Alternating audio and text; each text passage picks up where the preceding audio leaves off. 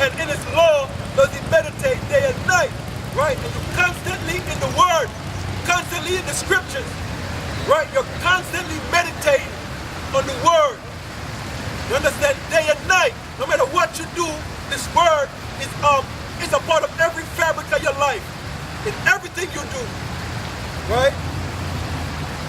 But what it's saying now is, if you do these things, right? If you do these things, meaning if you're not walking in the way of the counsel of the ungodly, if you're not standing in the way of sinners, if you're not sitting in the seat of the scornful, right? If you delight in the law of the Most High, and you meditate on it day and night, verse 3, and he shall be like a tree planted by the rivers of water, that bringeth forth his fruit in his season.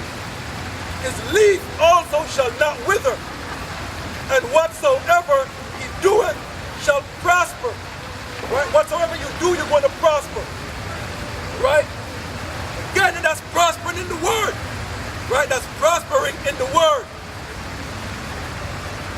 Verse 4, the ungodly are not so. Exactly, for the wicked it's not so.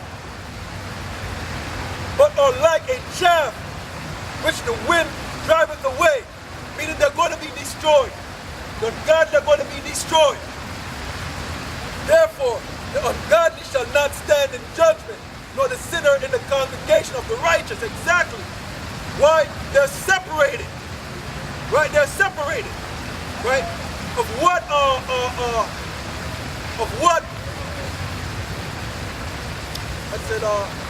what agreement, right? As righteousness with wickedness. As what agreement as light with darkness. As what agreement as a believer with an infidel. There is none. Right? There is none. For the Lord knoweth the way of the righteous, but the way of the ungodly shall perish. Exactly. The way of the ungodly, they're going to perish. Let's get our 2 Thessalonians. Right? Again, blessed is the man that walketh not in the counsel of the ungodly. You understand? There is a separation. Right? There is a separation. 2 Thessalonians 3 and 6. Now we command you, brethren, in the name of our Lord, Yahweh Shai Mashiach, the one you ignorantly call Jesus Christ, that ye withdraw yourselves, you separate yourselves from every brother that walketh disorderly, every brother that's deviating, right? That's deviating off the straight and narrow path, right? And not after the, right? Let's show you something, right? Because every nation and every kingdom have a time that it can't pass, right? Every nation, every kingdom have a time that it cannot pass. It can't pass its bounds. Right? America has its time.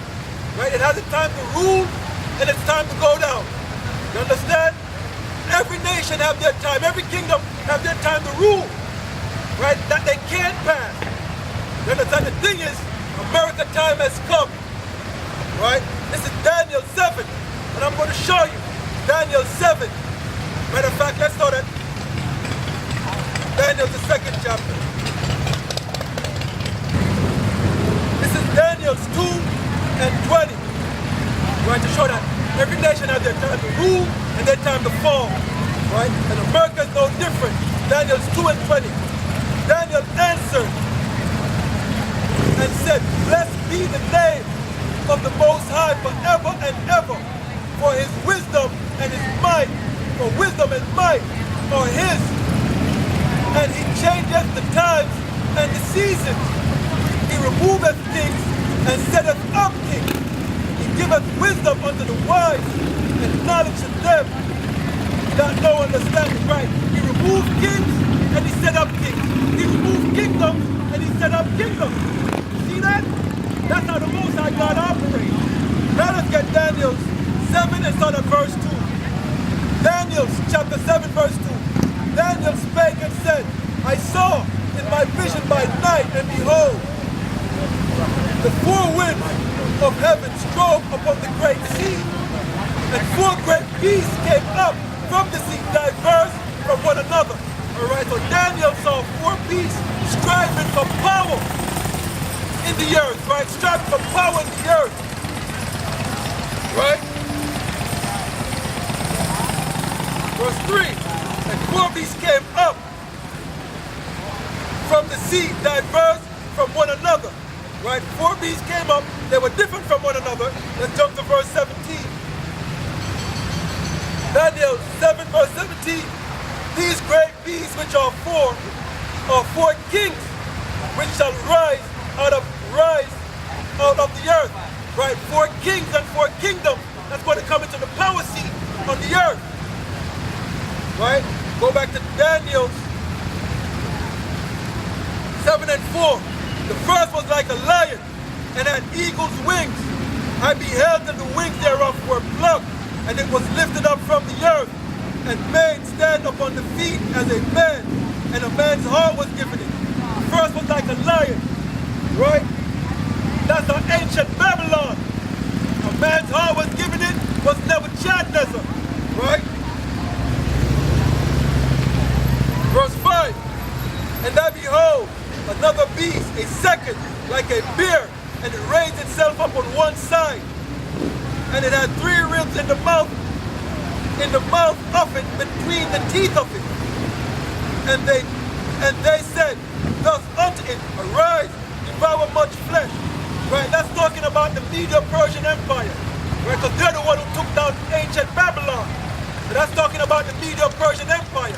And the 3 ribs in the mouth represent the 3 kingdoms they took down before they got in the power seat, which is the Lydians, the Egyptians, and the Babylonians. That's what the 3 ribs represent. Verse 6, after this I beheld, and lo, another like a leopard, which had upon the back of it 4 wings of a fowl. The beast had also 4 heads, and dominion was given to it. Right, that's talking about Greece, right, and Alexander and his generals. Right, because Alexander had 4 generals. Right, what are the 4 generals? Lysimachus, Cassander, Seleucid, and Ptolemy. Those are his 4 generals. Alright? Verse 7. After this I saw in the night visions, and behold a 4th beast, dreadful and terrible, and strong exceedingly, and it had great iron teeth, and it devoured and brake in pieces, and stamped the residue with the feet of it, and it was diverse from all beasts that were before it, and it had 10 horns. You see that? That's talking about ancient Rome. Right? That is talking about ancient Rome. You understand? And ancient Rome was diverse from every other kingdom that was before it. Why? Every other kingdom before it had kings. Right? It had a king that sit in the power seat. Ancient Rome, you had to vote in your leader. Right? They had a tongue, they had a senate house. You see what I'm saying? Ancient Rome is just like America is right now. Right? Verse 7.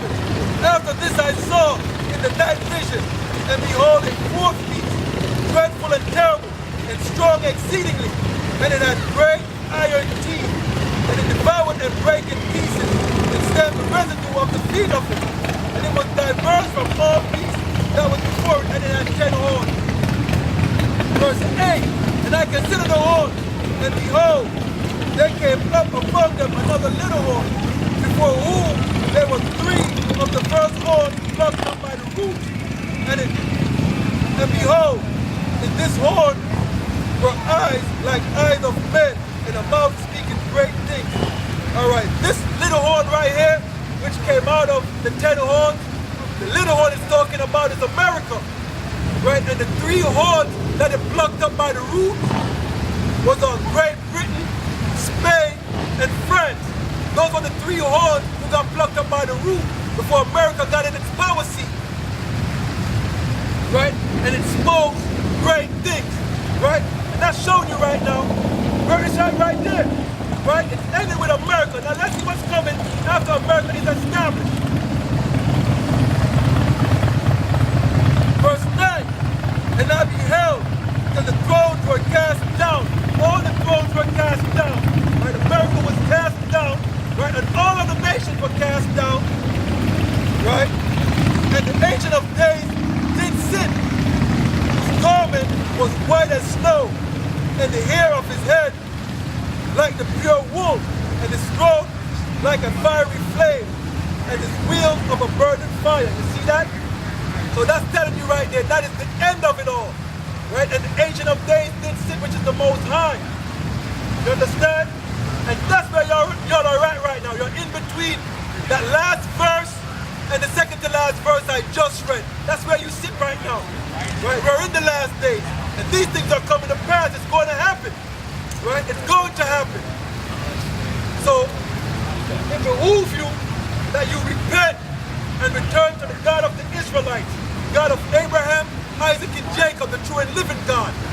Right?